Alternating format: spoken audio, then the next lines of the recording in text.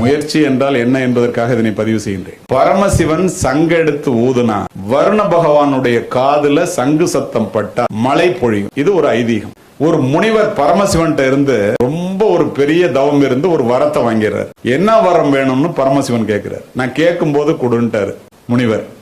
இந்த வரம் அவர் பெற்றவர் என்பதனால் எந்த ஊருக்கு போனாலும், எந்த நாட்டுக்கு போனாலும், எந்த ஸ்டேட்டுக்கு போனாலும் அவர் கால கழுவும் 3 வேளை சோறு போடுவாங்க. தமிழ்நாட்டுக்கு வர்றாரு. நம்மளுடைய தமிழர்கள் தான் உங்களுக்கு தெரியும் அல்லவா, தன்மானம் மிக்கவர்கள் என்ற காரணத்தினால் இவனை ஏண்டா போய் பார்க்கணும், எல்லாம் விவசாயம், நிலம் இருக்கு, நம்மகிட்ட கலப்பை இருக்கு, நம்மகிட்ட உடல்ல சக்தி இருக்கு, ஒரு பேரும் போய் பார்க்காதறான்ட்டான். யாரும் போய் பார்க்கல.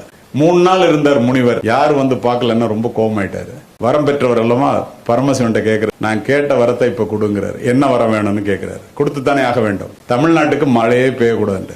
பரமசிவன் சங்க ஊதனாதானே வருண பகவான் காதுல சங்கு சத்தம் பட்டா மழை பெய்யுன்னு சொன்னேன்.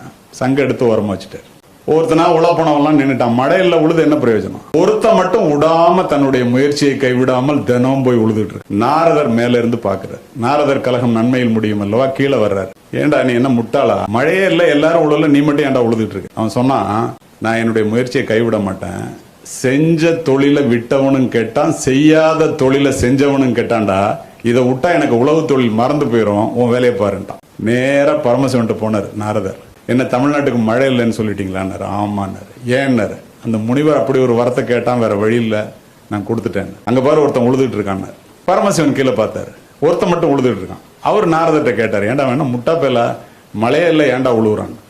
உடனே நாரதர் சொன்னார், அவன் முட்டாளான்னு நம்ம முட்டாளான்னு தெரியல, ஏன் அப்படி சொல்றேன்னாரு. அவன்கிட்ட போய் நான் கேட்டேன், முயற்சியை கைவிட்டா, செஞ்ச தொழிலை விட்டா அவன் கெட்டுருவான்னு சொல்றான், அதனால உழுவுறான், நான் மறந்து போகாம இருக்கிறதுக்காக போயிட்டாரு.